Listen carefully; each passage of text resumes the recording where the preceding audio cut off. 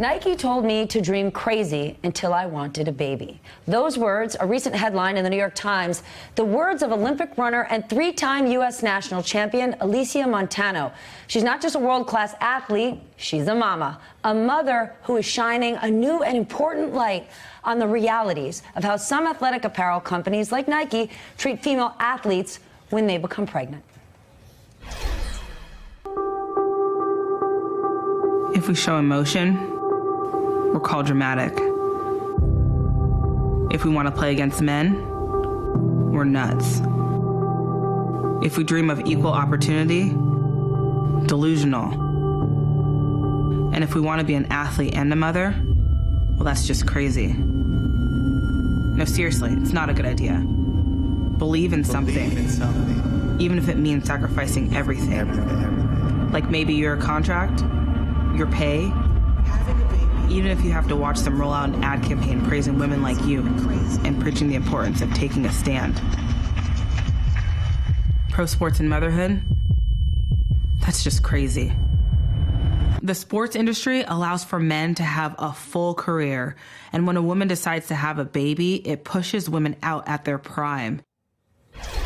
Alicia Montano joins us now. Alicia, this is a stunning piece that's not just about you and sport. It's about professional women in general and being punished for their sex. You were 8 months pregnant when you competed. You're now a mother of two.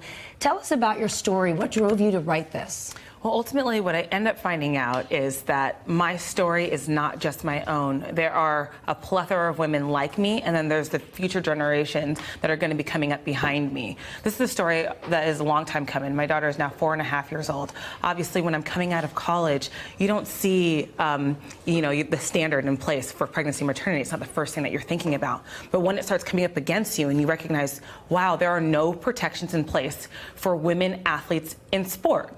When we say protections in place, we mean we are the gender that is able to bear children.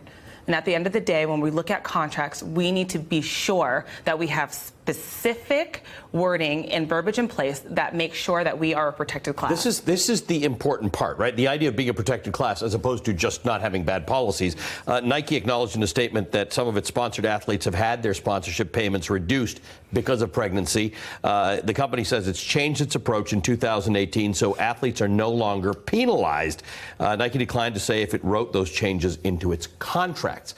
That last sentence in the New York Times article is really important. Absolutely. But you do have a sponsor who has changed the language in its contracts to specifically protect women who get pregnant as athletes. Absolutely. So Noon Hydration actually just sent me an email yesterday that said, Alicia, we stand by you, and we recognize that our verbiage is so important in these contracts. And effective this week, we are making sure that we are changing our contracts to make sure that we use the words maternity and pregnancy. That's very, very clear to be sure that you recognize and that our future female athletes recognize that they are protected in this space. When you were experiencing this, you didn't know any better. Did you reach out to other athletes, or did you think it was just you? Because it's not just about athletes. Women across industries suddenly say, well, because of billable hours, if I'm a lawyer, well, then I guess I'm not going to get to be a partner in this firm if I need to be there to take care of an elderly person or one of my kids. How many times have women had a seat at the table when all of these contracts are being put in place? All of these rules are being put in place. It's being put in place and implemented by men. Ultimately, what we need is to have an opportunity to say, actually, this doesn't fit the bill. This doesn't fit our needs. This won't fit. This won't do. This is not good enough. Right. This is not good. This is a contributor to inequality in pay, right? It's all. Can you imagine if every job where a woman is hired, they are explicitly told there will be no penalty, there will be nothing that changes for you if you get pregnant. It's only you, and that person on the other side of the table is going, well, Alicia, you're not going to be running. You're having a baby next week. And you're like, well, I guess. Right. Yeah, so this is also very important to recognize the verbiage and the evasiveness in Nike's statement about, we've recognized there were inconsistencies and we've changed our standards. But when asked, did not say that it would rate these how exactly. and that they would write it into their contracts. You've changed your standards, and are your standards still standardized for men? That's interesting, because one of the things, as we look at these pictures of you performing when you're pregnant, is it does speak to the 8 months last pregnant. Look at this. It speaks to exactly the last conversation we had, right? About maybe you should or shouldn't be running when you're 8 months pregnant, but you are in a better position to make that determination with your physicians and whomever it is than somebody sitting around a table who's probably never been pregnant. Well, the question in place is about the contracts. The question is placed about the fact that when you become pregnant, you're penalized. That should never be. Right. That's just the point blank period. At the end of the day, that's what we want to make sure that we, moving forward, are able to allow there to be a place for women in sports. Maybe we could add a little humanity to the language. Thank you for doing what you did. Thank you for writing about this. Thank you for, I think, moving the needle on this topic, not just for women in sports, but as we say, wouldn't this be great if we all approached it this way? Yep. Absolutely. Equality. Yeah. Right? If we just realize all of the components and put ourselves in someone else's shoes at some point.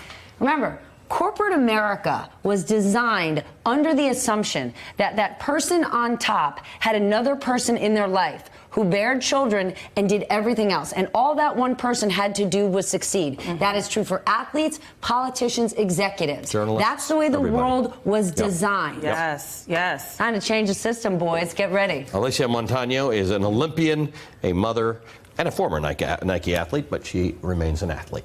All right, Can you believe what she looked like running? I mean, that was amazing. I mean, you know, I wouldn't run if I had a hangnail, right? Like, I would not be at the forefront of this argument, but I appreciate that she is. Oh, my goodness. I love it. I love it. I live vicariously through other people who fight for rights that advance humanity. Tremendous. Hey, MSNBC fans, thanks for checking out our YouTube channel. Subscribe by clicking on that button down there and click on any of the videos here to watch the latest interviews and highlights. You can get more MSNBC for free every day with our newsletters. Just visit msnbc.com/newsletters to sign up now.